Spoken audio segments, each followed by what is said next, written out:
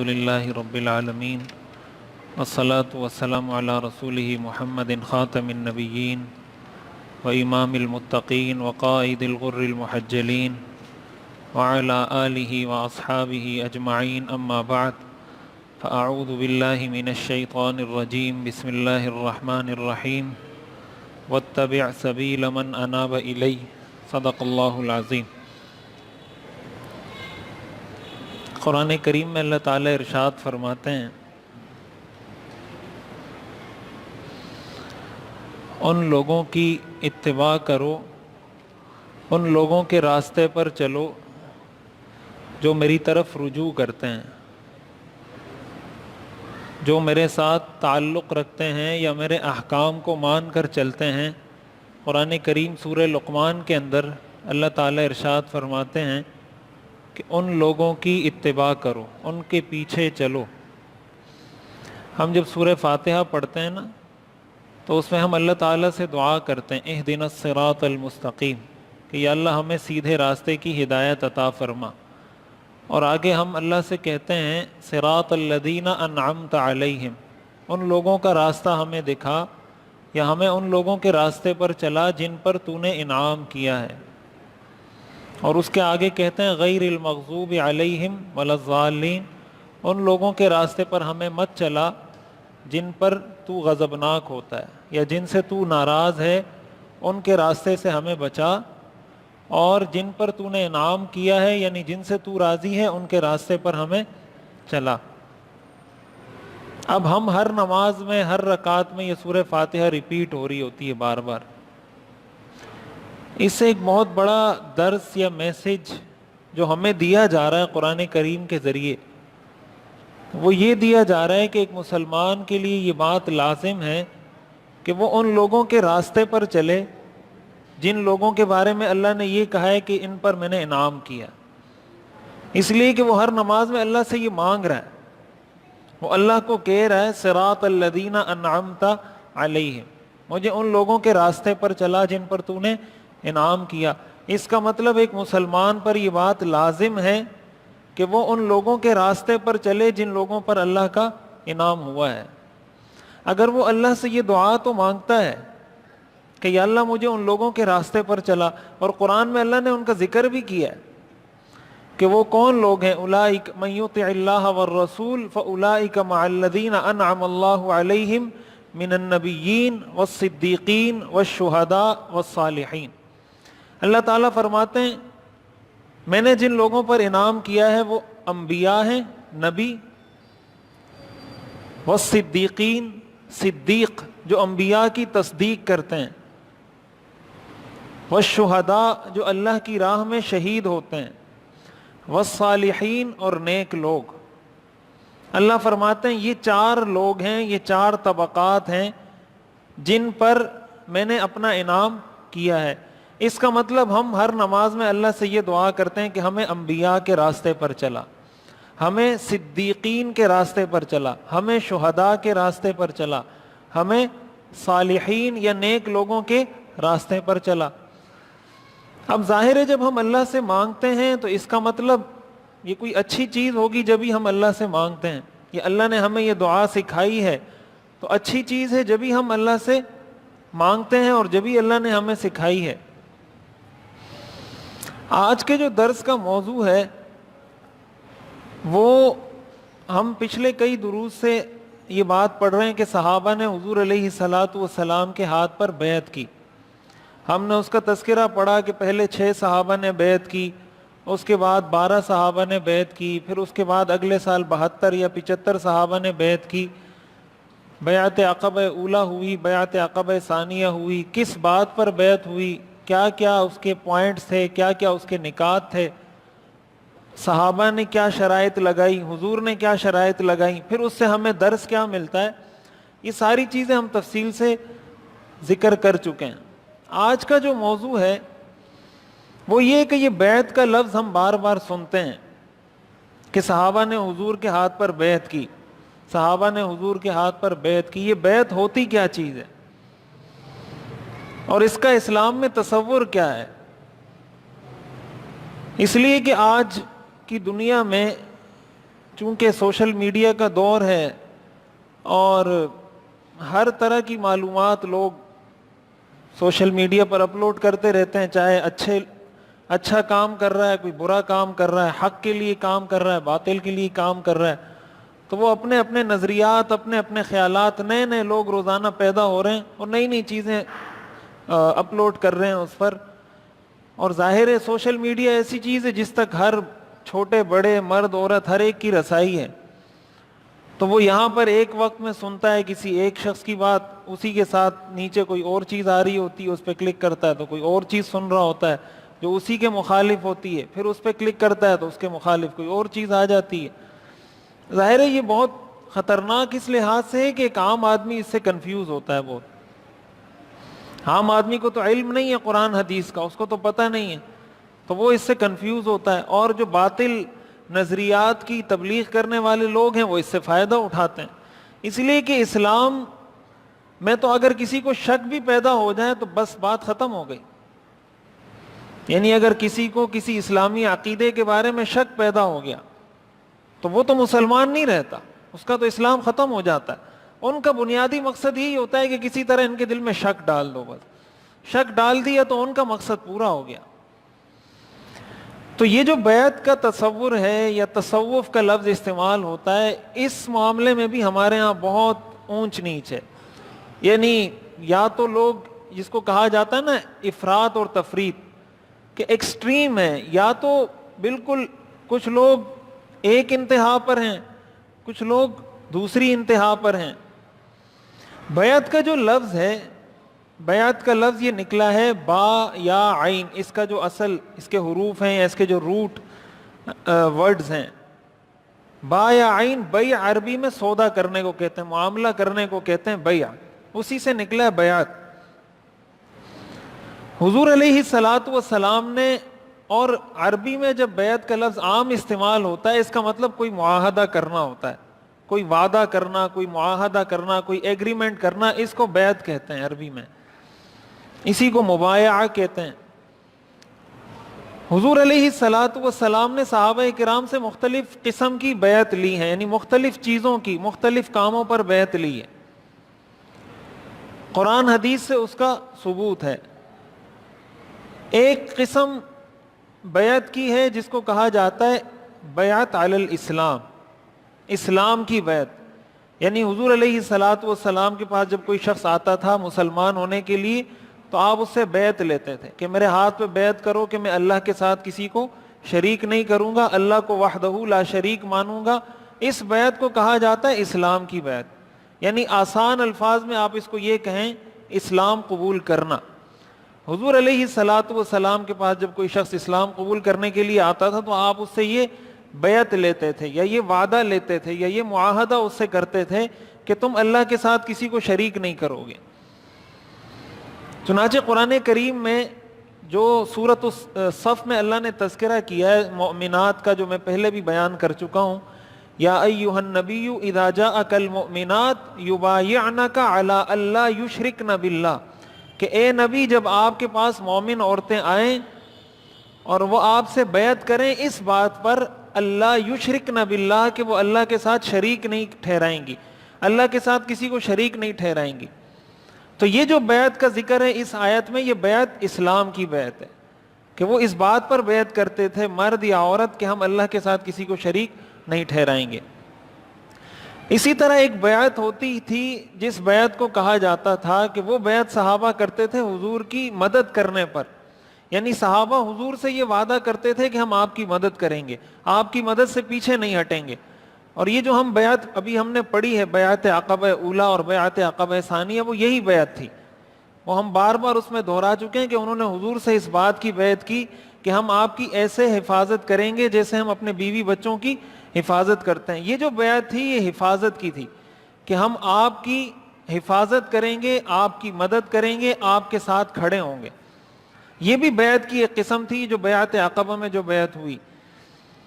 ایک بیعت حضور صحابہ سے لیتے تھے جس بیعت کو کہا جاتا ہے بیعت علی الجہاد. حضرت عثمان رضی اللہ تعالیٰ عنہ کو جب حضور نے صلح حدیبیہ کے موقع پر بھیجا مشرکین مکہ سے بات کرنے کے لیے، جب حضرت عثمان چلے گئے تو ایک افواہ پھیلائی گئی، حضور کو یہ خبر پہنچائی گئی کہ انہوں نے حضرت عثمان کو شہید کر دیا۔ جب حضور علیہ الصلاۃ والسلام کو یہ بات پتہ چلی کہ میں نے تو ان کو معاہدہ کرنے کے لیے بھیجا تھا، اپنا سفیر بنا کے بھیجا تھا، اور ظاہر سفیر کے بارے میں ہمیشہ سے یہ دنیا کا اصول ہے کہ اس کو کوئی ہاتھ نہیں لگا سکتا، کسی بھی ملک کا سفیر ہو، یہ ایک عالمی اصول ہے ہمیشہ سے، اور اسلام کا بھی اصول ہے کہ اگر کوئی کسی ملک کا سفیر ہے، اس سے آپ کو جتنا بھی اختلاف ہو، آپ اس کو نقصان نہیں پہنچا سکتے۔ اسلام کا بھی یہی حکم ہے، آپ کو اس کے ملک سے مسئلہ ہے، کوئی بھی مسئلہ ہے، آپ زیادہ سے زیادہ یہ کر سکتے ہیں کہ آپ اس کو کہیں گے بھائی میرے ملک سے چلے جاؤ۔ ایسا نہیں کر سکتے کہ آپ اس کو پکڑیں، اس کو سزا دیں، اس کو قتل کریں، اس کی اجازت نہ اسلام دیتا ہے، نہ کوئی عالمی قانون اس کی اجازت دیتا ہے۔ حضور کو جب پتہ چلا کہ میں نے تو حضرت عثمان کو سفیر بنا کر بھیجا تھا، بات چیت کرنے کے لیے بھیجا تھا، ان کو کیوں شہید کیا؟ حضور علیہ الصلاۃ والسلام نے صحابہ کو جمع کیا اور صحابہ سے حضور نے بیعت لی، اور بیعت اس بات پر لی، حضور نے فرمایا کہ میرے ہاتھ پر بیعت کرو کہ ہم اس وقت تک لڑیں گے، اس وقت تک جہاد کریں گے جب تک ہم حضرت عثمان کے خون کا بدلہ نہیں لیں، یا تو ہم شہید کر دیے جائیں یا ہم ان کے خون کا بدلہ لیں گے، میرے ہاتھ پر بیعت کریں۔ اس موقع پر صحابہ نے حضور کے ہاتھ پر بیعت کی، جس کا ذکر قرآن کریم نے کیا ہے، لقد رضی اللہ عن المؤمنین اذ یبایعونک تحت الشجرہ، کہ اللہ ان مومنین سے راضی ہو گیا جنہوں نے آپ کے ہاتھ پر ایک درخت کے نیچے بیعت کی تھی۔ وہ جو قرآن میں ذکر ہے ایک درخت کے نیچے، اس بیعت کو بیعت الرضوان کہا جاتا ہے، جس بیعت میں اللہ نے اپنی رضا کا باقاعدہ اعلان کیا کہ میں ان صحابہ سے راضی ہوں جنہوں نے آپ کے ہاتھ پر یہ بیعت کی ہے کہ ہم حضرت عثمان کے خون کا بدلہ لیں گے۔ یہ بھی بیعت کی ایک قسم تھی جس کا ذکر قرآن کریم نے خود کیا ہے۔ بیعت کی ایک اور قسم ہوتی ہے جس بیعت کو کہا جاتا ہے گناہوں کے چھوڑنے کی بیعت، ترک المعاصی۔ اس بات پر بیعت کی جائے کہ میں اپنے آپ کو گناہ سے بچاؤں گا۔ حضور علیہ الصلاۃ والسلام نے صحابہ سے یہ بیعت بھی لی ہے، اور یہ ہم پہلے پڑھ چکے ہیں، اور قرآن کریم میں بھی اس کا تذکرہ ہے کہ وہ چوری نہیں کریں گے، قتل نہیں کریں گے، زنا نہیں کریں گے، اپنی اولاد کو قتل نہیں کریں گے، کسی پر تہمت نہیں لگائیں گے۔ یہ جو بیعت ہے، یہ بیعت کس بات پر ہے؟ یہ اس بات پر ہے کہ ہم ان گناہوں سے اپنے آپ کو بچائیں گے، چوری سے اپنے آپ کو بچائیں گے، قتل سے، زنا سے، یہ سارے کبیرہ گناہ ہیں۔ یہ بھی بیعت کی ایک قسم ہے جو قرآن حدیث سے ثابت ہے کہ کسی کے حضور کے ہاتھ پر صحابہ نے اس بات پر بیعت کی کہ ہم اپنے آپ کو گناہوں سے بچائیں گے۔ اسی طریقے سے اچھے کام کرنے پر، یعنی نیکی کے کام کرنے پر بھی حضور نے صحابہ سے بیعت لی ہے۔ حضرت جریر بن عبداللہ رضی اللہ تعالیٰ عنہ فرماتے ہیں کہ میں نے حضور علیہ الصلاۃ والسلام کے ہاتھ پر بیعت کی علی اقام الصلاۃ و ایتاء الزکاۃ، اس بات پر کہ میں نماز کا اہتمام کروں گا، زکوٰۃ ادا کروں گا، والنصح لکل مسلم، اور ہر مسلمان کے لیے دل میں خیرخواہی رکھوں گا۔ حضرت جریر بن عبداللہ رضی اللہ تعالیٰ عنہ نے حضور کے ہاتھ پر جو بیعت کی تھی، وہ ایک بیعت اس بات پر کی تھی کہ مسلمان ہونے کی جو بیعت ہوتی ہے، اسلام کی بیعت، ایک بیعت اس بات پہ کی تھی کہ نماز پڑھوں گا، زکوٰۃ ادا کروں گا، اور ہر مسلمان کے لیے دل میں خیرخواہی رکھوں گا۔ اب نماز پڑھنا، زکوٰۃ ادا کرنا، کسی مسلمان کے لیے دل میں خیرخواہی رکھنا، یہ نیک کام ہے، اور صحابہ نے حضور کے ہاتھ پر بیعت کی کہ ہم یہ نیک کام کریں گے۔ تو اس کا مطلب یہ ہوا کہ صحابہ نے حضور علیہ الصلاۃ والسلام کے ہاتھ پر مختلف مواقع پر مختلف کاموں کے لیے بیعت کی ہے۔ ان میں مرد بھی ہوتے تھے، عورتیں بھی ہوتی تھیں، اور میں پچھلے درس میں یہ بات ذکر کر چکا ہوں کہ حضور علیہ الصلاۃ والسلام عورتوں سے جب بیعت لیتے تھے تو آپ نے کبھی کسی خاتون کے ہاتھ کو ہاتھ نہیں لگایا۔ صحیح بخاری کی حدیث ہے، حضرت عائشہ رضی اللہ تعالیٰ عنہ فرماتی ہیں کہ اللہ کی قسم کبھی حضور کا ہاتھ کسی نامحرم عورت کے ساتھ ٹچ نہیں ہوا، حضور علیہ الصلوۃ والسلام خواتین کو جب بیعت کرتے تھے تو آپ صرف زبان کے ذریعے بیعت کرتے تھے. آپ کہتے تھے کہ یہ اقرار کرو، یہ وعدہ کرو کہ میں شرک نہیں کروں گی، چوری نہیں کروں گی، زنا نہیں کروں گی، قتل نہیں کروں گی. جو بیعت ہوتی تھی وہ کلمات ان سے کہلوائے جاتے تھے. اور بعض روایات میں یہ بھی آتا ہے کہ حضور علیہ الصلوۃ والسلام نے اس طریقے سے بھی بیعت کی کہ آپ نے پانی کا کوئی بڑا برتن لیا، اس برتن میں ایک طرف آپ نے ہاتھ رکھا اور دوسری طرف اسی برتن میں اس خاتون نے ہاتھ رکھا.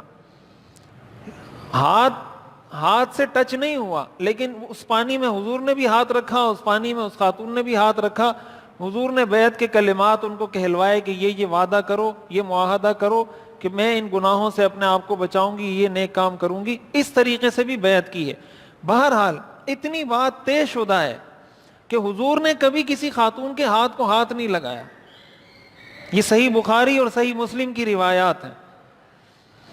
اب خلاصہ یہ نکلا کہ حضور علیہ الصلوۃ والسلام نے خواتین سے بھی بیعت لی، مردوں سے بھی بیعت لی. مردوں سے بیعت لینے کا طریقہ آپ کا یہ ہوتا تھا کہ آپ ان کے ہاتھ پہ ہاتھ رکھتے تھے یا ان کے ہاتھ کو اپنے ہاتھ میں لے لیتے تھے اور وہ کلمات ان سے کہلواتے تھے.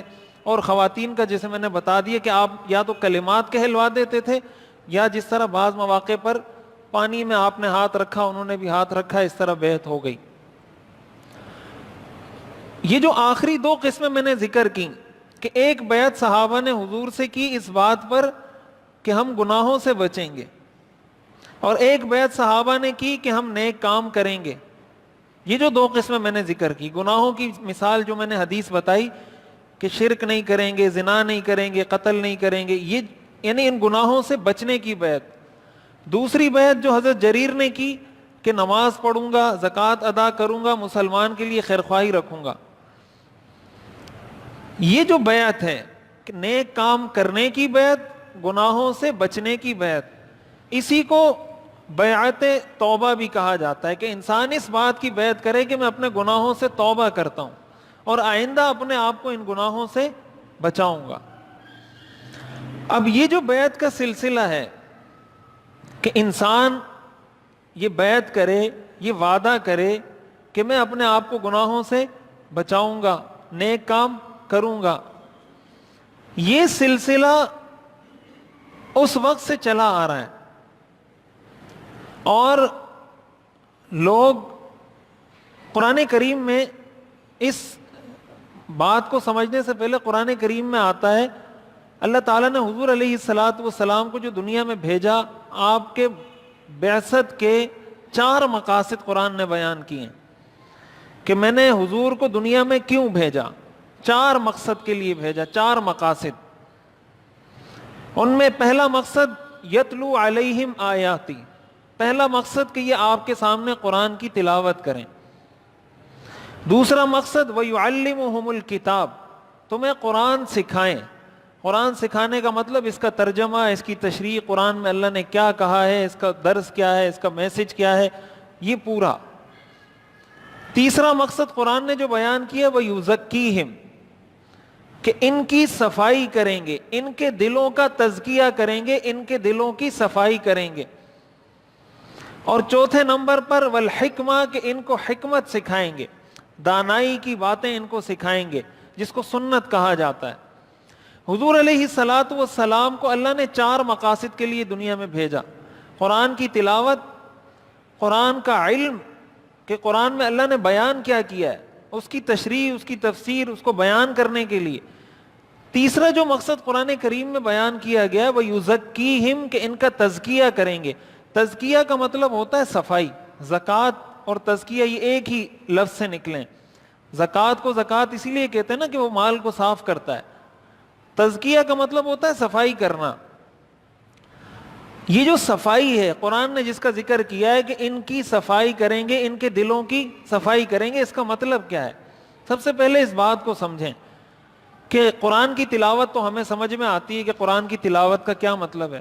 قرآن کی تعلیم کا کیا مطلب ہے وہ بھی ہمیں سمجھ میں آتا ہے کہ قرآن کا ترجمہ کیا جائے، اس کی تشریح کی جائے، تفسیر کی جائے، وہ بھی سمجھ میں آتا ہے. تزکیے کا کیا مطلب ہے؟ تزکیے کا مطلب یہ ہوتا ہے کہ انسان جو کام کرتا ہے وہ 2 طرح کے ہیں. ایک کام وہ ہے جس کا تعلق اس کی اس کے جسم کے ساتھ ہے، باڈی کے ساتھ ہے. دوسری کام وہ ہے جس کا تعلق اس کے دل کے ساتھ. شریعت نے جو ہمیں احکام دیے، ہمارے بہت سے احکام ایسے جس کا تعلق ہمارے جسم کے ساتھ ہے، بہت سے احکام ایسے جس کا تعلق ہمارے دل کے ساتھ ہے. مثال کے طور پر نماز ہم پڑھتے ہیں تو نماز ہم اپنے جسم کے ذریعے پڑھتے ہیں. زکوٰۃ ہم ادا کرتے ہیں تو اپنے جسم کے ذریعے ادا کرتے ہیں. حج ہم کرتے ہیں تو اپنے جسم کے ذریعے کرتے ہیں. یہ وہ سارے اعمال ہیں جس کا تعلق جسم کے ساتھ ہے. ہم تلاوت کرتے ہیں تو تلاوت کا تعلق ہمارے جسم کے ساتھ ہے، زبان سے تلاوت کرتے ہیں. کلمہ پڑھتے ہیں تو کلمے کا تعلق ہمارے ظاہر جسم کے ساتھ ہے، زبان سے پڑھتے ہیں. اسی طرح بہت سے کام ایسے جس سے اللہ نے روکا ہے کہ یہ کام مت کرو. مثلا اللہ نے منع کیا ہے کہ سود مت کھاؤ. اب سود کھانا ایسی چیز ہے، ایسا کام ہے جس کا تعلق ہمارے جسم کے ساتھ ہے کہ انسان ہاتھ کے ذریعے سود کمائے گا، اپنے پورے جسم کے ذریعے سود کمائے گا، پھر اس کو کھائے گا. اس سے اللہ نے منع کیا. اللہ نے فرمایا قتل مت کرو. قتل ایسی چیز ہے جس کا تعلق بھی جسم کے ساتھ ہے. زنا مت کرو. اسی طرح شریعت کے دوسرے احکام وہ ہیں جس کا تعلق دل کے ساتھ ہے. مثال کے طور پر عقائد. ہم یہ عقیدہ رکھتے ہیں کہ اللہ ایک ہے. یہ عقیدہ ہم زبان سے نہیں رکھتے، یہ ہم دل سے رکھتے ہیں. ایک ہے زبان سے کلمہ پڑھنا، ایک ہے اس کلمے پر دل میں یقین ہونا. زبان سے کلمہ پڑھا جاتا ہے، یقین زبان پر نہیں ہوتا، یقین دل میں ہوتا ہے. تو یہ جو اللہ کے ایک ہونے کا جو یقین ہے کہ اللہ ایک ہے، اور جنت حق ہے، اور جہنم حق ہے، اور قبر کا عذاب حق ہے، اور جو بھی ہمارے عقیدے ہیں، یہ ساری چیزیں کیا ہیں جن کو ہم دل سے مانتے ہیں. اس عمل کا تعلق دل کے ساتھ ہے. اسی طرح مثال کے طور پر اللہ تعالیٰ نے حکم دیا کہ حسد مت کرو. حسد مت کرو. اب حسد کا تعلق انسان کے جسم کے ساتھ نہیں ہے کہ حسد وہ یا زبان سے کرے گا یا ہاتھ سے کرے گا یا پیروں سے. حسد کا تعلق دل کے ساتھ ہے. اللہ نے فرمایا کسی مسلمان کے لیے دل میں کینہ اور بغض مت رکھو. اب یہ جو بغض ہے، یہ کینہ ہے، یہ ہاتھ سے نہیں ہوتا، یہ پیروں سے نہیں ہوتا، یہ زبان سے نہیں ہوتا. یہ بغض، کینہ، حسد یہ دل سے ہوتا ہے. اللہ نے فرمایا کسی مسلمان کے بارے میں بدگمانی مت کرو. یہ جو بدگمانی ہے یہ زبان سے نہیں ہوتی، یہ ہاتھ سے نہیں ہوتی، بدگمانی دل میں ہوتی ہے. اس سے کیا پتا چلا؟ اس سے یہ پتا چلا کہ ہمارے کرنے کے کچھ کام ایسے ہیں جس کا تعلق ہمارے جسم کے ساتھ ہے، اور ہمارے کرنے کے کچھ کام ایسے ہیں جس کا تعلق ہمارے دل کے ساتھ ہے. اسی طرح جن کاموں سے منع کیا گیا ہے ان میں سے کچھ کام ایسے ہیں جو ہم اپنے جسم سے کرتے ہیں، اور کچھ کام ایسے ہیں جو ہم اپنے دل سے کرتے ہیں. تزکیے کا جو لفظ استعمال ہوتا ہے، تزکیے کا مقصد ہوتا ہے وہ چیزیں، وہ اعمال جن کا تعلق انسان کے دل کے ساتھ ہے. مثال کے طور پر تکبر. تکبر کا تعلق انسان کے دل کے ساتھ ہے. تکبر ہے، حسد ہے، کینہ ہے، بغض ہے، بدگمانی ہے، جو بھی چیزیں جو دل کے کام ہیں، ان چیزوں سے انسان کیسے صاف ہوگا؟ یعنی ایک شخص نماز پڑھ رہا ہے، ایک شخص روزہ رکھ رہا ہے، ایک شخص حج کر رہا ہے، زکوٰۃ ادا کر رہا ہے، لیکن اس کے دل میں مثلاً تکبر ہے، اس کے دل میں حسد ہے، اس کے دل میں کینہ ہے، اس کے دل میں مسلمان کے لیے بدگمانی ہے. اس کا مطلب وہ جسم والے کام تو کر رہا ہے، جو دل والے کام ہیں وہ نہیں کر رہا. اور ظاہر حدیث میں آتا ہے ان فی الجسد مضغہ اذا صلحت صلح الجسد کلہ واذا فسدت فسد الجسد کلہ، کہ دل میں اللہ نے گوشت کا ایک ٹکڑا رکھا ہے، جب وہ ٹھیک ہو جاتا ہے تو سارا جسم ٹھیک ہو جاتا ہے، اور جب وہ بگڑتا ہے تو سارا جسم بگڑ جاتا ہے. آپ نے فرمایا الا وہی القلب، وہ گوشت کا ٹکڑا وہ دل ہے. اس کا مطلب جب تک دل ٹھیک نہیں ہوگا اس وقت تک انسان کا جسم ٹھیک نہیں ہوگا، اس کے اعمال ٹھیک نہیں ہو سکتے. جب اس کے دل میں کسی کے لیے حسد ہوگا، اس حسد کا نتیجہ کیا ہوگا؟ اس حسد کا نتیجہ یہ ہوگا کہ پھر وہ اس کے خلاف کوئی سازش کرے گا، اس کو نقصان پہنچانے کی تدبیر کرے گا، یا اس کو مارے گا یا اس کو قتل کرے گا. یہ اب اس کے جسم سے جو ایکٹیویٹیز نکل رہی ہیں کہ وہ کسی کو نقصان پہنچا رہا ہے یا کسی کے بارے میں غلط کسی کو رپورٹ دے رہا ہے، یہ کیوں نکل رہی ہیں؟ یہ اس لیے کہ اس کے دل میں ایک بات تھی، اس کے دل نے اس کو موٹیویٹ کیا اور اس نے یہ کام کیا. تو اس کا دل اگر ٹھیک ہوتا، اس کے دل میں حسد نہیں ہوتا تو وہ یہ کام نہیں کرتا، اس کے دل میں بغض نہیں ہوتا تو یہ کام نہیں کرتا. اس کا مطلب دل ٹھیک ہوتا تو جسم بھی ٹھیک ہو جاتا. یہی معاملہ تکبر کا ہے. کسی کے دل میں تکبر ہے، وہ اپنے آپ کو بڑا سمجھتا ہے، دوسروں سے اچھا سمجھتا ہے. اس کا نتیجہ یہ ہوتا ہے کہ وہ دوسروں کو کم سمجھنے لگتا ہے، اور کم سمجھنے کے نتیجے میں کبھی کسی پہ ظلم کر دیتا ہے. وہ ظلم کرتا ہے، اس لیے ظلم کرتا ہے کہ وہ سمجھتا ہے میں پاورفل ہوں، میرے پاس طاقت ہے، میرے پاس پیسہ ہے، یہ مجھے کچھ نہیں بول سکتا. اب یہ جو وہ ظلم کر رہا ہے، یہ اصل جو ظلم اس نے کیا، یہ کیوں کیا؟ اس لیے کہ اس کے دل نے اس کو اجازت دی. دیکھیں، آپ جائیں نا کسی جگہ لکھا ہوتا ہے کیمرے کی آنکھ آپ کو دیکھ رہی ہے، کیمرے کی آنکھ آپ کو دیکھ رہی ہے. جب جیسے ہی انسان وہ پڑھتا ہے تو خود انسان محتاط ہو جاتا ہے. وہ بالکل کیا ہو جاتا ہے؟ محتاط ہو جاتا ہے. وہ اگر کچھ کرنا بھی چاہتا ہے تو نہیں کرتا. اب یہ وہ بات ہے کہ یہ جو اس کو اس برے کام سے روکا، مثال کے طور پر وہ چوری کرنا چاہتا تھا، لیکن اس نے جیسے ہی دیوار پہ دیکھا لکھا ہوا تھا کیمرے کی آنکھ آپ کو دیکھ رہی ہے، وہ ایک دم سنبھل گیا اور اس نے اپنے ہاتھ روک لیے. یہ جو اس کو چوری سے روکنے والی طاقت ہے وہ کیا ہے؟ وہ اس کے دل کا ایمان ہے. اس کو چوری سے کس چیز نے روکا؟ اس کو چوری سے اس چیز نے روکا کہ اس کو یقین ہو گیا، اس کے دل میں یہ بات اتر گئی کہ مجھے کوئی دیکھ رہا ہے، اور اگر میں نے چوری کی تو مجھے دیکھ لیں گے، پکڑ لیں گے، مجھے سزا ملے گی. یہ جب ساری چیزیں اس کے دل میں بیٹھ گئی، اس کا ہاتھ خود ہی رک گیا چوری سے. وہ چوری نہیں کرے گا. اب اس کے لیے کوئی پولیس نہیں آئی کہ اس کو روکا ہو چوری سے، لیکن چونکہ اس کے دل ٹھیک ہو گیا، اس کا دل سدھر گیا. جب دل سدھر گیا جسم خود ہی سدھر جائے گا. یہ جو دل کا سدھرنا ہے کہ انسان کا دل کیسے سدھرے گا، اس کا دل کیسے ٹھیک ہوگا. دیکھیں، ہمارا اللہ پر ایمان ہے. ہم جب یہ پڑھتے ہیں کہ کیمرے کی آنکھ دیکھ رہی ہے تو ہم غلط کام سے رک جاتے ہیں. تو اللہ کے بارے میں ہمارا ایمان ہے کہ اللہ عالم الغیب والشہادہ ہے، علیم بذات الصدور ہے. وہ دلوں کے راز جانتا ہے، وہ ان چیزوں کو جانتا ہے جو ہمیں نظر نہیں آتی.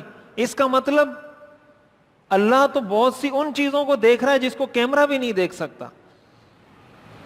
کیمرے کی بھی لمیٹیشن ہوتی ہے نا، اللہ کے علم کی تو کوئی لمٹ نہیں ہے. اس کا مطلب ہم یہ بات کہتے ہیں زبان سے کہ اللہ مجھے دیکھ رہا ہے، اور اللہ ہر چیز کو جانتا بھی ہے، اور وہ عالم الغیب والشہادہ بھی ہے، لیکن اس کے باوجود ہم اللہ کی نافرمانی کر رہے ہیں. اس کے باوجود ہم اللہ کی نافرمانی کر رہے ہیں. اس کا مطلب میرے دل میں یہ یقین اس طریقے سے نہیں اترا جس طریقے سے میرے دل میں یہ یقین اترا ہے کہ کیمرے کی آنکھ مجھے دیکھ رہی. اگر یہ یقین بھی میرے دل میں اسی طرح اتر جائے جس طریقے سے یہ کیمرے والا یقین اترا ہے تو اللہ کی نافرمانی میں نہیں کروں گا. تو یہ جو دل کی اصلاح ہے یا دل کا ٹھیک ہونا ہے، یہ دل ٹھیک کیسے ہوگا؟ اس کو کہا جاتا ہے تزکیہ. قرآن میں جو حضور کے 3-4 مقاصد بیان کیے نا، ان میں سے ایک مقصد یہ بیان کیا کہ یہ لوگوں کی صفائی کریں گے، لوگوں کے دلوں کا تزکیہ کریں گے. اس تزکیے کا مطلب کہ ان کا دل بنائیں گے. ان کا دل جب بن جائے گا اس کا فائدہ یہ ہوگا کہ پھر ان کا جسم خود بخود بن جائے گا. یہ جو بیعت کی جاتی ہے ہمارے ہاں آج، جو علماء بیعت کرتے ہیں یا اکابر بیعت کرتے ہیں، پورا جو ایک سلسلہ چلا آ رہا ہے شروع سے، مختلف جو سلسلے ہیں ہمارے ہاں مشہور 4، نقشبندی سلسلہ ہے، چشتی سلسلہ ہے، سہروردی سلسلہ ہے، قادری سلسلہ ہے. اس میں جو بیعت کی جاتی ہے یہ بیعت اسی قسم کی بیعت ہے جس کو کہا جاتا ہے کہ گناہوں کے چھوڑنے کی بیعت اور نیک کام کرنے کی بیعت، کہ میں گناہوں سے اپنے آپ کو بچاؤں گا اور نیک کام کروں گا. یہ جو بیعت کی جاتی ہے اسی کو تصوف کہتے ہیں، اسی کو طریقت کہتے ہیں، اسی کو بیعت کہتے ہیں. نام اس کا کچھ بھی ہو، تصوف اس کو کہیں، طریقت اس کو کہیں، بیعت اس کو کہیں، مقصد ان سارے کاموں کا وہ کیا ہے؟ وہ یہ ہے کہ میرے دل کی اصلاح ہو جائے، میرے دل کا تزکیہ ہو جائے.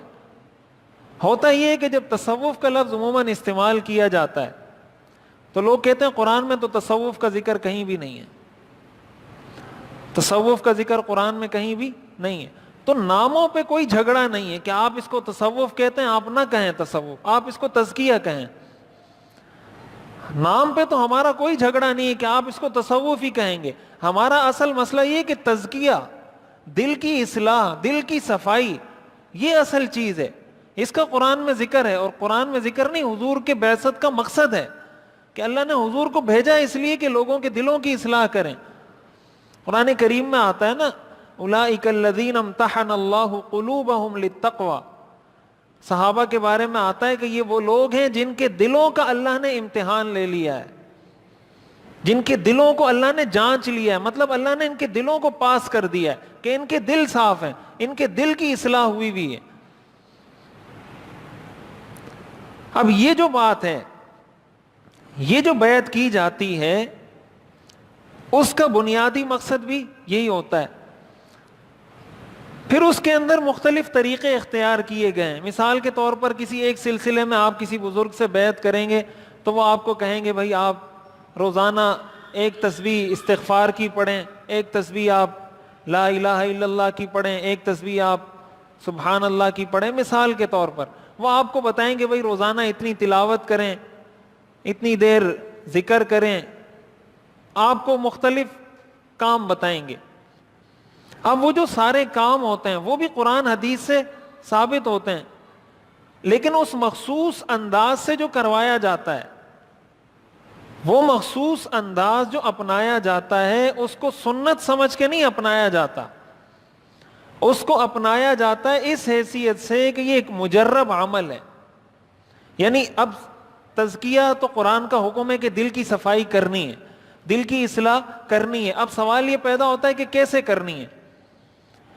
علم سے تو دل کی صفائی نہیں ہوتی، علم سے تو دل بگڑتا ہے۔ جب کسی کے دل میں، کسی کے پاس علم آتا ہے اس میں تکبر آتا ہے، علم جب کسی کے پاس آتا ہے اس میں تکبر آتا ہے، علم انسان میں تکبر پیدا کرتا ہے، اس کے دل کو ٹھیک نہیں کرتا، بگاڑتا ہے اس کے دل کو۔ اب یہ تکبر اس سے نکلے گا کیسے؟ بھائی کوئی ڈگری حاصل کرتا ہے، کوئی عالم بنتا ہے، کوئی مفتی بنتا ہے تو اس میں تکبر آئے گا، تواضع آئے گی، اس میں تو بڑائی آئے گی کہ میں عالم ہوں، یہ جاہل ہے، میرے کو یہ پتا ہے، اس کو یہ نہیں پتا، میرے پاس یہ ڈگری ہے، اس کے پاس یہ ڈگری، اسی کو تکبر کہا جاتا ہے۔ اپنے آپ کو دوسروں سے بہتر سمجھنا، افضل سمجھنا۔ اب یہ جو تزکیہ کرنا ہے، دل کی اصلاح کرنی ہے، یہ کیسے کریں؟ اس کا طریقہ کیا ہوگا؟ اس کے لیے بزرگوں نے قرآن حدیث کی روشنی میں مختلف طریقے دیکھے۔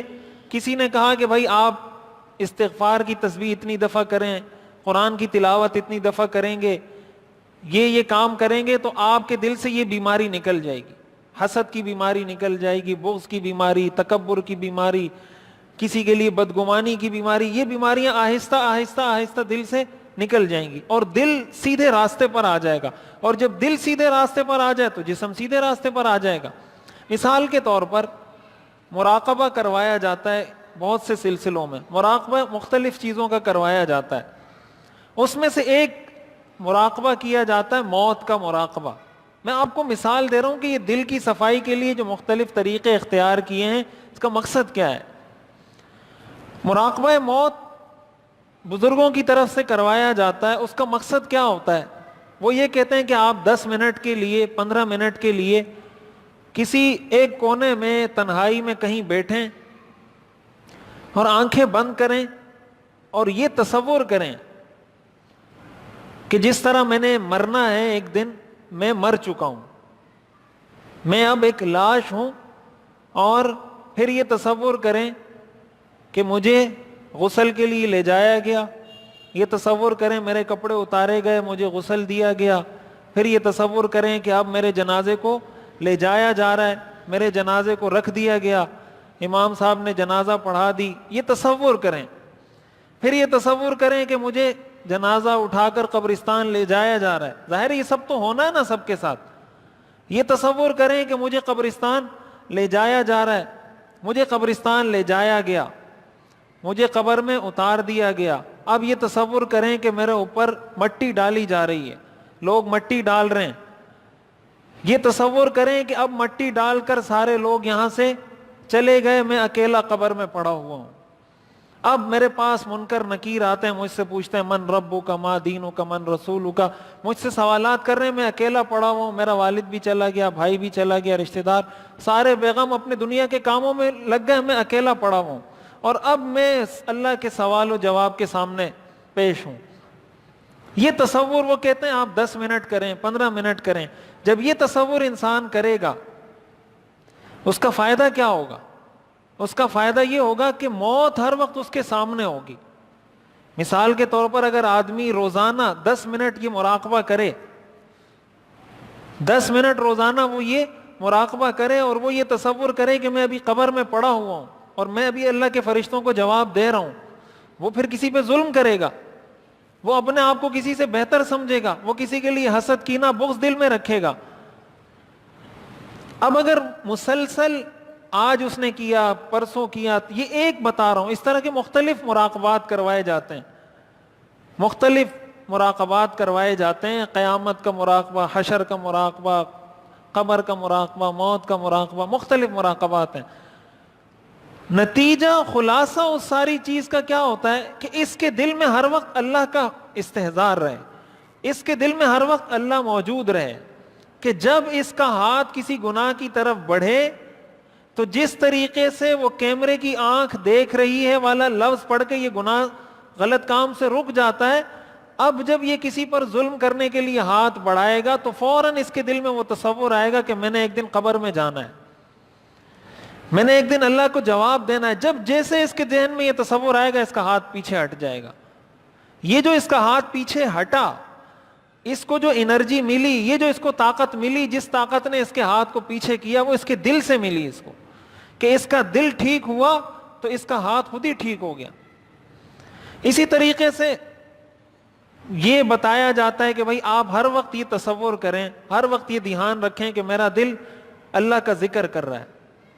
ایک تو زبان سے ذکر ہوتا ہے نا, ایک دل سے ذکر ہوتا ہے, کہ آپ یہ تصور کریں کہ جس طرح میری زبان اللہ اللہ کرتی ہے, اسی طرح میرا دل اللہ اللہ کر رہا ہے.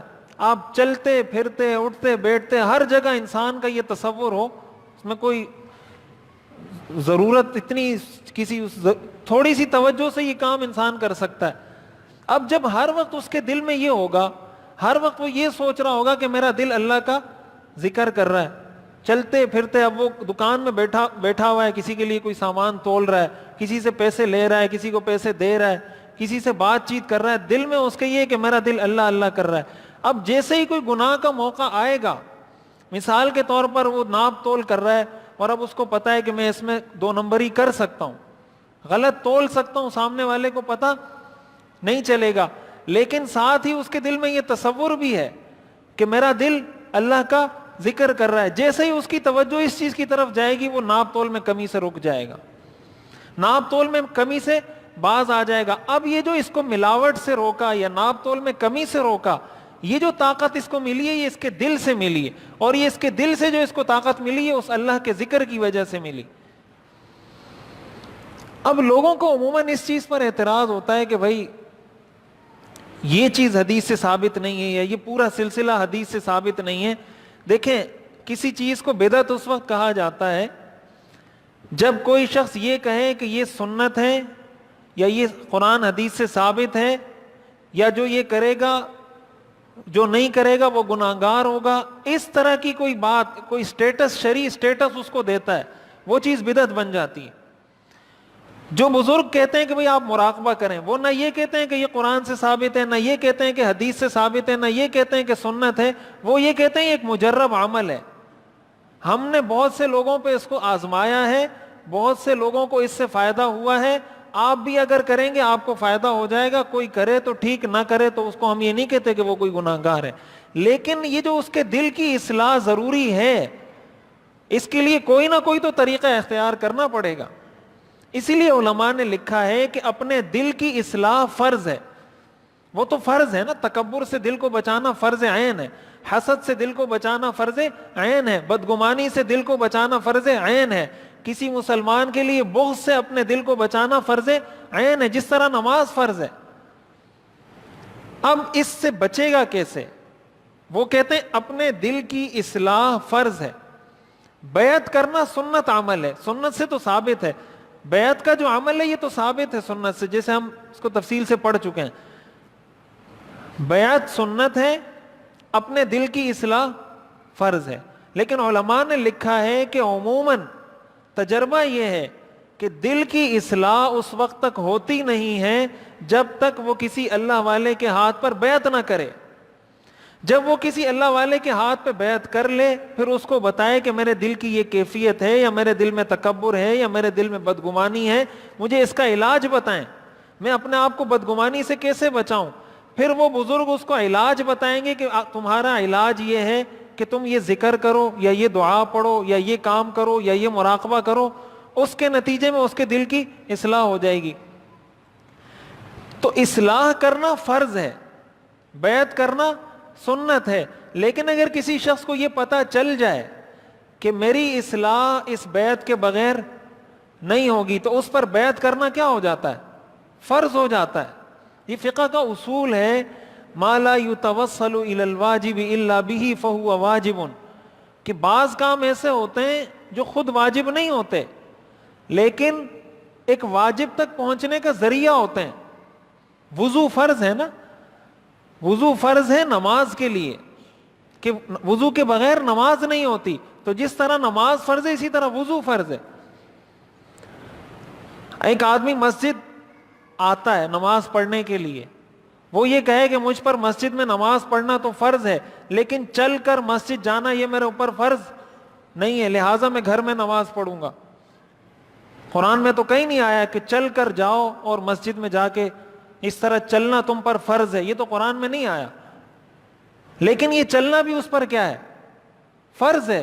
اس لیے فرض ہے کہ مسجد تک اس وقت تک پہنچ نہیں سکتا جب تک چلے گا نہیں, چاہے وہ گاڑی میں آئے, چاہے پیدل چلے, کسی بھی طرح آئے, وہ جب تک یہ پروسیس سے گزرے گا نہیں نماز ادا نہیں ہوگی. تو جس طرح نماز فرض ہے اسی طرح اس پر یہ چلنا بھی فرض ہو جاتا ہے. تو دل کی اصلاح فرض ہے, دل کی اصلاح فرض ہے. بیعت کرنا سنت عمل ہے, بیعت کرنا سنت عمل ہے. لیکن اگر کسی کو یہ پتا چل جائے کہ میرا دل اس وقت تک ٹھیک نہیں ہو سکتا, یہ تکبر, یہ حسد, یہ بغض, یہ بدگمانی, یہ دل کی بیماریاں اس وقت تک نہیں نکل سکتی جب تک میں کسی اللہ والے کے ہاتھ پر بیعت نہیں کروں, تو یہ بیعت بھی فرض ہو جاتی ہے. اپنی ذات میں بیعت فرض نہیں ہے, اپنی ذات میں تو وہ سنت ہے. کوئی کر لے تو اس کو سنت کا ثواب مل جائے گا, نہ کرے تو گناہ نہیں ہے, لیکن اس کے دل کی اصلاح اس پر فرض ہے. اسی لیے علماء یہ کہتے ہیں کہ انسان کو کسی اللہ والے کے ہاتھ پر بیعت کرنی چاہیے. کسی اللہ والے کے ہاتھ پر بیعت کر کے اس سے اس کو اصلاحی تعلق کہا جاتا ہے. اس اصلاحی تعلق کا نتیجہ کیا ہوتا ہے, فائدہ کیا ہوتا ہے؟ ہمارے ہاں مسئلہ یہ ہے کہ یہ جو تصوف کا لفظ ہے, یا پیری مریدی کا لفظ ہے, یا خانقاہ کا لفظ ہے, اس کو 2 نمبر لوگوں نے اتنا بدنام کر دیا, اتنا بدنام کر دیا کہ لوگوں کے ذہن میں اب جیسے ہی آپ خانقاہ کا نام لیں گے, یا تصوف کا نام لیں گے, یا پیری مریدی کا نام لیں گے, یہ 2 نمبر پیر ڈائریکٹ لوگوں کے ذہن میں آتے ہیں. اور میں اس پر کئی دفعہ بات کر چکا ہوں کہ یہ پیری مریدی, اس کا تصور اسلام میں نہیں ہے. اسلام میں اس پیری مریدی کا تصور ہے کہ آپ کسی اللہ والے کے پاس بیٹھیں, اس سے اپنے دل کا حال اس کو بتائیں کہ میرے دل میں بدگمانی ہے, بغض ہے, تکبر ہے, مجھے اس کا علاج بتائیں. وہ آپ کو علاج بتائیں گے. یہ پیری مریدی ہے, یہ خانقاہی سسٹم, یہ تصوف, اس کو صوفی کہتے ہیں, اس کو پیر اور مرید کہتے ہیں. ہمارے ہاں پیر اور مرید کس کو کہتے ہیں؟ تعویذ لکھنے والے کو پیر کہتے ہیں, اور تعویذ لینے والے کو مرید کہتے ہیں. ہمارے حضرت خواجہ صاحب دامت برکاتہم ابھی کراچی تشریف لائے تھے, تو انہوں نے اپنے بیان میں 2 دفعہ یہ بات فرمائی. ایک جگہ بیان تھا وہاں بھی یہ بات کی, دوسری جگہ بیان تھا وہاں بھی یہ بات کی. کہا ہمارے ہاں معاشرے میں پیر مرید اس کو سمجھا جاتا ہے جو تعویذ دے اور تعویذ لے. اگر اس کا تعویذ چل گیا تو مرید بھی پکا اور پیر بھی پکا. تعویذ چل گیا مرید بھی پکا, پیر بھی پکا, اور تعویذ نہیں چلا تو مرید بھی گیا اور پیر بھی گیا. وہ یہ کہہ رہے تھے کہ یہ یہ بھی دنیاوی مقصد ہے. وہ یہ کہہ رہے تھے کہ یہ تعلق اس مقصد کے لیے نہیں ہے. اگر آپ نے کسی اللہ والے سے تعلق اس لیے قائم کیا ہے کہ یہ مجھے تعویذ بنا کر دے گا, اس کا مطلب اس میں بھی آپ نے دنیا کو گھسیٹ دیا. اس سے تو آپ کا تعلق صرف اس لیے ہونا چاہیے تھا کہ میرا دل ٹھیک ہو جائے. اس سے بھی آپ اپنے دنیاوی مفادات پورے کرنا شروع ہو گئے کہ آپ میرے کو تعویذ بنا کے دے دیں, یہ کر کے دے دیں. یہ بھی دنیاوی مفادات ہیں. تو اصلاحی تعلق یا کسی اللہ والے سے تعلق کا خلاصہ اور مقصد صرف اور صرف یہ ہے. اور ہمارے جتنے اکابر گزرے ہیں, آپ علماء کی تاریخ اٹھا کر پڑھیں, حضرت مولانا قاسم نانوتوی صاحب رحمۃ اللہ علیہ, مولانا رشید احمد گنگوہی صاحب رحمۃ اللہ علیہ, حضرت حکیم الامت مولانا اشرف علی صاحب تھانوی رحمۃ اللہ علیہ, یہ بڑے بڑے علم کے پہاڑ تھے. اور یہ بات بھی یاد رکھیں کہ علم الگ چیز ہے اور دل کی اصلاح الگ چیز ہے. ہمارے ہاں مدارس میں جو طلبہ پڑھتے ہیں, ہمیں باقاعدہ اساتذہ کی طرف سے یہ بات کی جاتی ہے کہ جب علم حاصل کرو, سبق پڑھو, تو کسی اللہ والے کے پاس جا کے الگ ان سے اصلاحی تعلق بھی رکھو. اگر علم تو حاصل کر لیا اور کسی اللہ والے سے تعلق قائم نہیں کیا, یہ علم آپ کو فائدہ نہیں دے گا. ایک علم ہے, ایک اس علم کا نور ہے, اس علم کی برکت ہے. وہ علم کی برکت اس وقت حاصل ہوتی ہے جب انسان کی زندگی میں عمل آتا ہے, اور عمل اس ذریعے سے آتا ہے. محض علم بغیر عمل کے تو کسی کام کا نہیں ہے, بلکہ الٹا وبال ہے. اس لائن میں لگنے کا, اللہ والوں سے تعلق رکھنے کا فائدہ کیا ہوتا ہے کہ انسان عمل کرنا شروع کر دیتا ہے. حضرت مولانا رشید احمد گنگوہی رحمۃ اللہ علیہ ایک مرتبہ تشریف لے کر گئے تھانہ بھون, تو حضرت حاجی امداد اللہ مہاجر مکی رحمۃ اللہ علیہ, یہ عالم نہیں تھے, تو انہوں نے ان کو کہا کہ بھائی آپ بیعت کریں, اپنے آپ اپنے دل کی اصلاح کریں, اس چیز کی طرف توجہ دیں. ان کو ابو حنیفہ وقت کہا جاتا تھا. حضرت گنگوہی رحمۃ اللہ علیہ کو بہت بڑے فقیہ, بہت بڑے مفتی تھے. تو انہوں نے کہا کہ میرے کو یہ چیزیں سمجھ میں نہیں آتی, یہ جو آپ بیعت وغیرہ اس طرح کی باتیں, یہ میری سمجھ میں نہیں آتی. تو انہوں نے ان کو کہا کہ آپ ایک دن یہاں قیام کریں, ایک رات یہاں رکیں. تو حضرت گنگوہی رحمۃ اللہ علیہ نے یہ فرمایا کہ مجھ سے یہ ذکر, یہ مراقبے, یہ کام میرے سے نہیں ہوتے. بس میں تو دن کو دین پڑھتا پڑھاتا ہوں, لوگوں کو دین سیکھتا سکھاتا ہوں, مسائل بتاتا ہوں. یہ جو آپ لوگ اتنے رات کو اٹھ کے اتنی محنت سے ذکر مراقبے, یہ میرے سے نہیں ہوتے. انہوں نے کہا نہیں کرو, آپ رہ جاؤ, ایک دن یہاں رک جاؤ. تو وہ فرماتے ہیں میں وہاں رک گیا, ٹھہر گیا. تو جب رات کو 2-2:30 بجے کا ٹائم ہوا تو حضرت اٹھے, حاجی امداد اللہ مہاجر مکی رحمۃ اللہ علیہ, تہجد پڑھنے کے لیے کھڑے ہو گئے, نماز پڑھ رہے ہیں. تو فرماتے ہیں حضرت گنگوہی رحمۃ اللہ علیہ کہ میری آنکھ کھل گئی. میری آنکھ, بولا انہوں نے اپنی چارپائی میری چارپائی کے پاس لگائی تھی, تو میری آنکھ کھلی تو میں نے دیکھا کہ حضرت تہجد پڑھ رہے ہیں. تو بولا میں نے کوشش کی کہ میں سو جاتا ہوں, تو کہا لیکن نیند نہیں آئی. اللہ والوں کے ساتھ رہنے کا یہ اصل وہ مقصد ہوتا ہے. مجھے نیند نہیں آئی, میں نے کہا یہ تہجد کی نماز پڑھ رہے ہیں تو مجھے بھی پڑھنی چاہیے. جب وہ نماز پڑھ رہے ہیں تو میں ایک عالم ہوں, وہ تو عالم بھی نہیں ہے, اور وہ اتنے نیک ہیں کہ وہ رات کو اٹھ کے تہجد کی نماز پڑھ رہے ہیں, تو میں بھی. تو کہا میں بھی اٹھ گیا, وضو کیا, تہجد کی نماز پڑھ لی. اس طریقے سے 42 دن انہوں نے گزار دیے وہاں. ایک دن رکنے کے لیے تیار نہیں تھے, لیکن جب ایک رات وہاں گزاری اور تہجد کی نماز کی توفیق ہوئی اور ان کو رات کو دیکھا کہ کس طرح اللہ کو یاد کرتے ہیں, 42 دن وہیں رہے, کہیں گئے نہیں. اور 42 دن بعد حضرت حاجی امداد اللہ مہاجر مکی رحمۃ اللہ علیہ نے ان کو خلافت دی اور کہا آپ جا کے اپنے علاقے میں لوگوں کو اس کام کی طرف متوجہ کریں اور لوگوں کو کہیں کہ وہ آپ کے ہاتھ پہ بیعت کریں اور آپ ان کی یعنی دل کی اصلاح اور عملی زندگی کی طرف لے کر آئیں.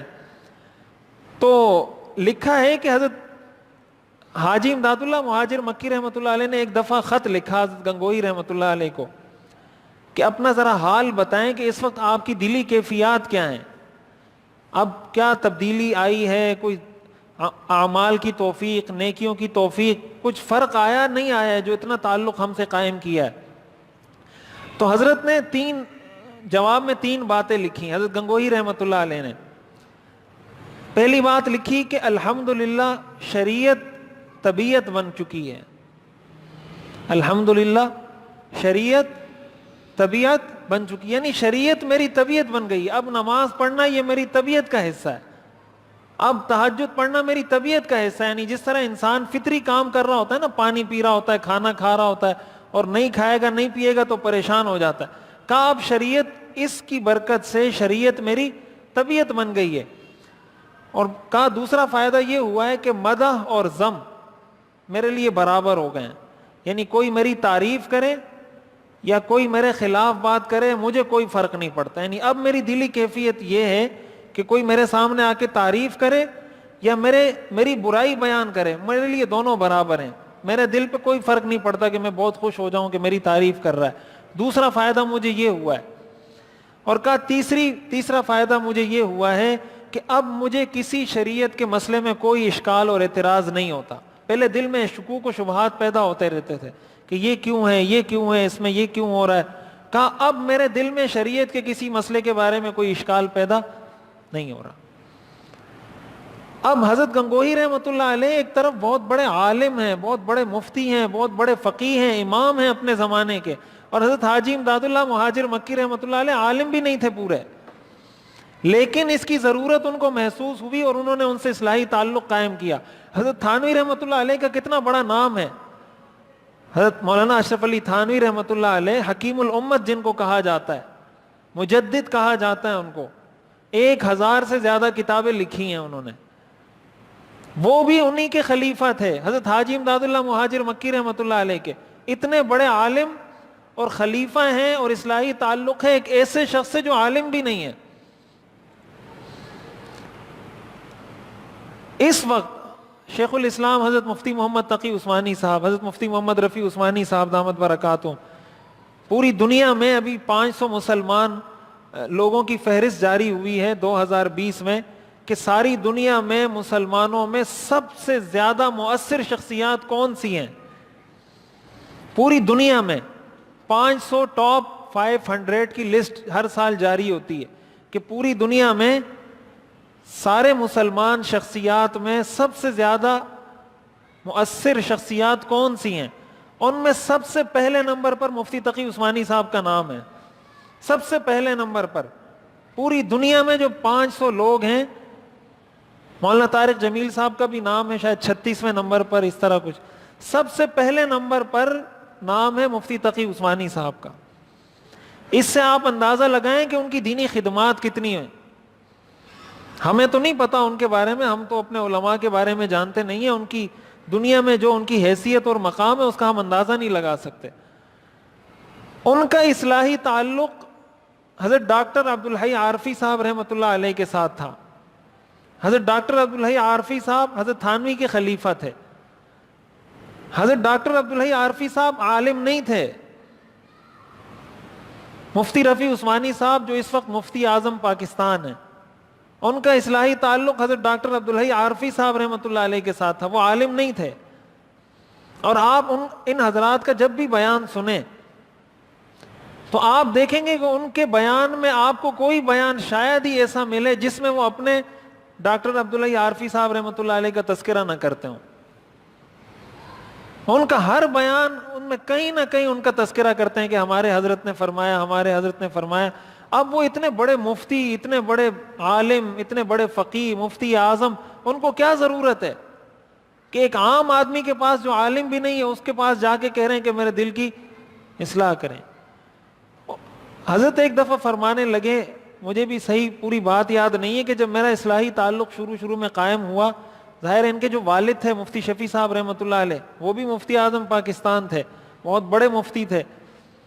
تو کہا جب میں نے اصلاحی تعلق قائم کیا تو انہوں نے میرے اوپر پابندی لگائی، غالباً 10 سال کا بتایا کہ 10 سال تک کہیں تقریر نہیں کرو گے، 10 سال تک کہیں بیان نہیں کرو گے. کہا، میں نے کہا ٹھیک ہے، آپ کا حکم ہے تو میں نہیں کروں گا.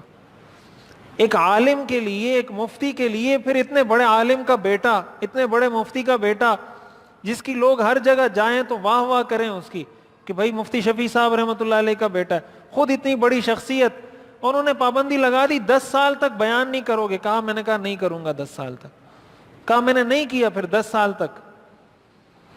تو جس شخص کو آپ نے 10 سال تک روک کے رکھا، اس کے دل کی اصلاح ہوگی یا نہیں ہوگی؟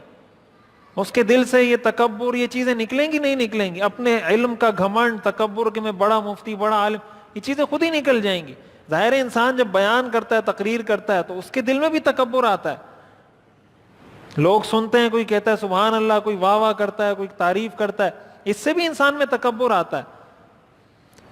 تو میں عرض یہ کر رہا ہوں کہ یہ سارے حضرات اتنے بڑے بڑے علماء ہیں، لیکن اس کے باوجود، اپنے اتنے زیادہ علم کے باوجود، اس چیز سے وہ مستغنی نہیں ہے کہ کسی اللہ والے کے پاس جائیں اور اس سے اپنا اصلاحی تعلق قائم کریں۔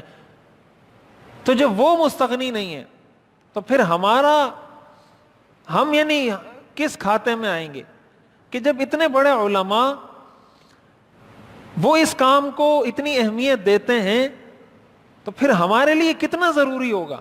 ہمارے سارے اکابر نے اس کو اتنی اہمیت دی، ہمارے لیے کتنا ضروری ہوگا؟ امام راضی رحمۃ اللہ علیہ کے بارے میں آتا ہے غالباً کہ ان کے زمانے میں بھی اسی طرح کچھ صوفی بزرگ تھے، ان کو کہا کہ بھائی تم جو ہے نا میرے ساتھ اصلاحی تعلق رکھو، مجھ سے اپنے دلی حال احوال کیفیات بتایا کرو، تاکہ علم امام راضی رحمۃ اللہ علیہ وقت کے امام تھے، فلسفے میں، علوم دینیہ کے اندر ہر چیز میں ماہر تھے۔ تو انہوں نے کہا ٹھیک ہے، چلے میں آپ سے اصلاحی تعلق قائم کرتا ہوں۔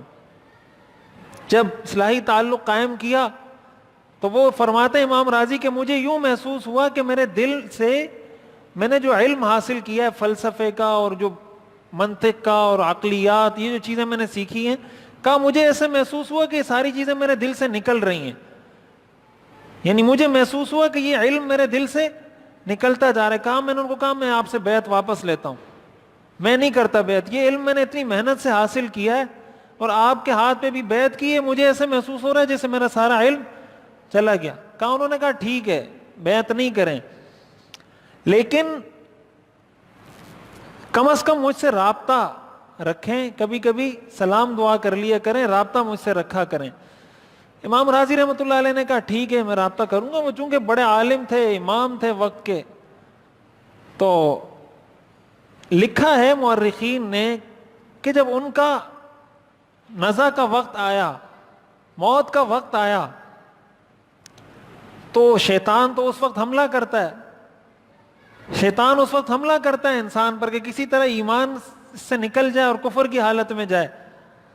تو کہا شیطان آیا امام راضی رحمۃ اللہ علیہ کے پاس اور امام راضی رحمۃ اللہ علیہ کے ساتھ بحث شروع کر دی کہ تم اللہ کو کیوں ایک مانتے ہو؟ امام راضی رحمۃ اللہ علیہ نے دلیل دی، شیطان نے اس دلیل کا جواب دیا۔ امام راضی نے دوسری دلیل دی، شیطان نے اس کا جواب دیا۔ تیسری دلیل دی، شیطان نے اس کا جواب دیا۔ عقلی منطقی دلیلیں امام راضی رحمۃ اللہ علیہ دیتے رہے، شیطان جواب دیتا رہا، حتیٰ کہ امام راضی کو لاجواب کر دیا۔ بالکل آخری وقت امام راضی رحمۃ اللہ علیہ کے سارے دلائل ختم، شیطان جواب پہ جواب دے رہا ہے، امام راضی رحمۃ اللہ علیہ لاجواب۔ تو لکھا ہے مورخین نے کہ اس وقت اللہ تعالیٰ نے ان کے سامنے اس بزرگ کا چہرہ ان کو دکھایا، اور اس بزرگ نے امام راضی رحمۃ اللہ علیہ کو کہا کہ اس شیطان مردود کو بولو کہ میں اللہ کو بغیر دلیل کے ایک مانتا ہوں، میں اللہ کو بغیر دلیل کے ایک مانتا ہوں۔ کہا جب ان کو یہ پتہ چلا، انہوں نے فوراً یہ بات کی کہ میں اللہ کو بغیر دلیل کے ایک مانتا ہوں، تب جا کے ان کی جان چھوٹی اس چیز سے۔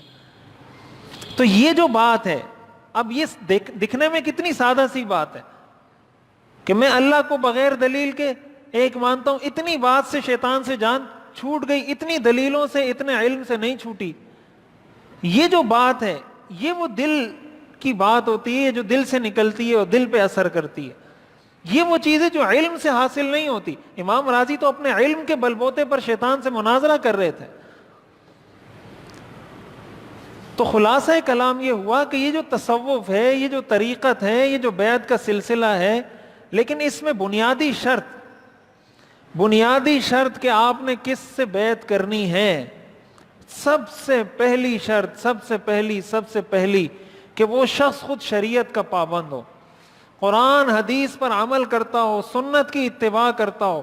اگر وہ خود قرآن حدیث پہ عمل نہیں کر رہا، ایسے ہاتھ پہ بیعت کرنا، یا ایسے آدمی کو اپنا پیر بنانا، یا ایسے آدمی سے اپنی اصلاح کروانا، اس سے بڑا فضول کام اور کوئی ہے نہیں. جب وہ خود شریعت کو نہیں مانتا، خود نماز نہیں پڑھتا، خود اس کی زندگی میں دین نہیں ہے، خود سنتوں کی خلاف ورزی کر رہا ہے، تمہیں یہ کہہ رہا ہے کہ میں تمہیں ٹھیک کروں گا. علماء نے لکھا ہے کہ بیعت کی شرائط کیا ہیں. ان میں سے سب سے پہلی شرط کہ معیار ہمارے لیے قرآن اور حدیث ہے، اسلام ہے.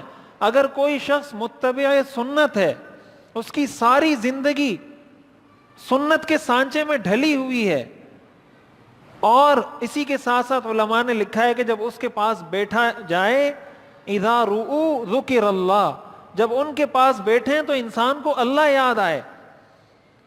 وہ دنیا کے کاموں میں آپ کو نہ لگائے کہ دنیا کے اندر گھساتا چلا جائے اور دنیا داری میں لگاتا چلا جائے، بلکہ جب اس کی مجلس میں بیٹھیں تو آپ کو اللہ یاد آئے. اسی کے ساتھ ساتھ یہ علماء نے لکھا ہے کہ وہ ایسا شخص ہو جس پر اس وقت کے مستند علماء اعتماد کرتے ہوں، اس وقت کے مستند علماء اس کے بارے میں یہ بات کرتے ہوں کہ یہ آدمی ٹھیک ہے، متبع سنت ہے. یہ موٹی موٹی شرائط بتا رہا ہوں، اس میں تو بہت تفصیل علماء نے لکھی ہے، لیکن یہ میں اس لیے کہہ رہا ہوں کہ ہمارے ہاں پیری مریدی کا تصور بالکل الگ ہے. ہمارے ہاں تو وہ نماز نہیں پڑھے گا پیر، آپ اس کو کہو گے بھائی نماز کیوں نہیں پڑھتے، تو وہ کہے گا میں مدینہ میں نماز پڑھتا ہوں. بھائی تو مدینہ میں نماز پڑھتا ہے تو کھانا بھی مدینہ میں کھایا کر، کھانا تو پاکستان میں کھاتا ہے، نماز تو مدینہ میں پڑھتا ہے. تو جو آدمی نماز نہیں پڑھتا اس کا مطلب وہ نماز نہیں پڑھتا. یہ فضول بات ہے. مدینہ میں کیسے نماز پڑھتا ہے؟ اس کے کوئی پر لگے ہوئے، اس کے کوئی پر لگے ہوئے کہ یہاں سے اڑ کے جائے گا، تمہارے سامنے بھی بیٹھا ہوا ہے، وہاں بھی حاضر ناظر ہے کیا؟ ہر چیز ہر جگہ موجود ہے، ہر وقت یہاں بھی موجود ہے، مدینہ میں بھی موجود ہے. آپ کے سامنے باتیں کر رہا ہے، نماز کا وقت گزر گیا، وہاں سے کھڑا ہوا نہیں ہے اور کہہ رہا ہے میں نے مدینہ میں نماز پڑھی. کس وقت پڑھی ہے نماز؟ تو ایسے آدمی کے ہاتھ میں اگر آپ بیعت کریں گے یا ایسے آدمی کو اپنا پیر بنائیں گے یا اس کو اپنا بڑا بنائیں گے، وہ تو گمراہ کرے گا، سیدھے راستے کی ہدایت تو نہیں دے سکتا. تو متبع سنت ہو، اس کے ساتھ بیٹھیں تو انسان کو اللہ یاد آئے، اس وقت کے مستند علماء اس پر اعتماد کرتے ہوں، اور اسی ایک مقصد کے لیے اس کے ساتھ تعلق رکھا جائے کہ اپنے دل کی اصلاح ہو، اپنے دل کی بیماریوں سے انسان کی جان چھوٹے. یہ وہ بیعت ہے جس کو کہا جاتا ہے، اور یہ بیعت جب کی جاتی ہے اسی کو توبہ کی بیعت کہا جاتا ہے. ہمارے حضرات جب بیعت کرتے ہیں وہ کہتے ہیں آپ یہ الفاظ زبان سے نکالیں کہ یا اللہ میں اپنے سارے گناہوں سے توبہ کرتا ہوں اور اس بات کا وعدہ کرتا ہوں کہ آئندہ آپ کے حکموں کی خلاف ورزی نہیں کروں گا. یہ بیعت کے کلمات کہلوائے جاتے ہیں بزرگوں کی طرف سے، وہ آدمی یہ کلمات کہتا ہے اور اس طریقے سے وہ بیعت ہو جاتی. تو اس چیز کی قرآن کریم کی میں نے شروع میں آیات پڑھی نا، صراط الذین انعمت علیہم، کہ یا اللہ مجھے ان لوگوں کے راستے پر چلا جن پر تو نے انعام کیا. یہ وہ لوگ ہیں انعم اللہ علیہم من النبیین والصدیقین والشہداء والصالحین، کہ نیک لوگوں کے راستے پر چلا. جب نیک لوگوں کے پاس بیٹھیں گے تو نیک لوگوں کے راستے پر چلنا شروع ہو جائیں گے، اور اس کا مطلب ہوگا کہ ہم اپنی اس بات میں سچے ہیں، اپنی اس دعا میں سچے ہیں کہ صراط الذین انعمت علیہم. اور اگر ہم نیک لوگوں کے پاس نہیں بیٹھتے، اللہ والوں کے پاس نہیں بیٹھتے، قرآن کریم میں آتا ہے یا ایھا الذین آمنوا اتقوا اللہ وکونوا مع الصادقین، اے ایمان والو اللہ سے ڈرو اور سچے لوگوں کے پاس رہا کرو، سچے لوگوں کے پاس بیٹھا کرو. امام راضی رحمۃ اللہ علیہ نے لکھا ہے کہ قرآن میں اللہ نے حکم دیا ہے کہ اچھے اور سچے لوگوں کے ساتھ بیٹھو. اس کا مطلب اچھے لوگ قیامت تک موجود رہیں گے، اچھے لوگ قیامت تک موجود رہیں گے. ایسا نہیں ہو سکتا کہ اللہ ایک کام کا حکم دے اور وہ ناممکن ہو. ایسا حکم اللہ کبھی کسی انسان کو نہیں دیتا جو اس کے بس میں نہ ہو. انسان اگر یہ کہے کہ اچھے لوگ تو ہیں نہیں تو اللہ نے حکم کیوں دیا؟ اس کا مطلب اللہ نے حکم دیا تو اچھے لوگ قیامت تک موجود رہیں گے. اب انسان کی ذمہ داری ہے کہ تلاش کرے، دیکھے صحیح کون ہے، غلط کون ہے، حق پر کون ہے، باطل پر کون ہے، کون حقیقی معنوں میں اللہ والا اور کون دکھلاوے کی شکل میں لوگوں کو گمراہ کرنے کے لیے اللہ والا بنا ہوا ہے. جب وہ محنت کرے گا، حضرت مفتی شفیع صاحب رحمۃ اللہ علیہ فرمایا کرتے تھے کہ بھئی ملاوٹ کا دور ہے، تو ملاوٹ کا دور ہونے کی وجہ سے کسی نے آٹا استعمال کرنا چھوڑا نہیں ہے، کوئی بھی چیز کوئی چھوڑتا نہیں ہے. کہ بھائی ملاوٹ کا دور ہے اس لیے اب آٹا استعمال نہیں کریں گے، ملاوٹ کا دور ہے اس لیے اب دودھ استعمال. ہاں انسان یہ کوشش کرتا ہے کہ مجھے ایسا آٹا مل جائے جس میں ملاوٹ نہ ہو، یہ کوشش انسان کرتا ہے کہ مجھے ایسا دودھ مل جائے جس میں ملاوٹ نہ ہو. تو آپ ایسا اللہ والا تلاش کریں جس میں ملاوٹ نہ ہو، ایسا اللہ والا تلاش کریں جو حقیقی معنوں میں اللہ والا ہو، 2 نمبر نہ ہو. انسان جب تلاش کرے گا، اور اللہ نے کہا ہے کہ سچے لوگوں کے ساتھ رہو، اس کا مطلب اللہ نے دنیا میں ان کو موجود رکھا ہے. جب موجود رکھا ہے انسان تلاش کرے گا تو مل جائیں گے. یہ وہ بیعت ہے جس کا ہمیں اہتمام کرنا چاہیے. خلاصہ آج کی گفتگو کا یہ ہے کہ یہ جو ہم نے ساری بیعت کے بارے میں پڑھا کہ صحابہ نے حضور کے ہاتھ پر بیعت کی، ہم بھی اپنے آپ کو کم از کم کسی اللہ والے سے جوڑیں، کسی بزرگ سے جوڑیں، اس کی صحبت میں رہیں، کوشش کریں کہ اپنے دل کو ٹھیک کریں. ہمارا دل ٹھیک ہو جائے گا تو اس کی برکت سے انشاءاللہ ہماری زندگی بھی ٹھیک ہو جائے گی. اللہ تعالی ہمیں سمجھنے اور عمل کرنے کی توفیق عطا فرمائے. مفتی رشید احمد خورشید صاحب کے بیانات یوٹیوب پہ سننے کے لیے youtube.com/مفتی رشید آفیشیل پر کلک کریں اور سبسکرائب کر کے بیل آئیکن کو پریس کریں تاکہ ہمارے آنے والے نئے بیانات آپ کو بر وقت مل سکیں.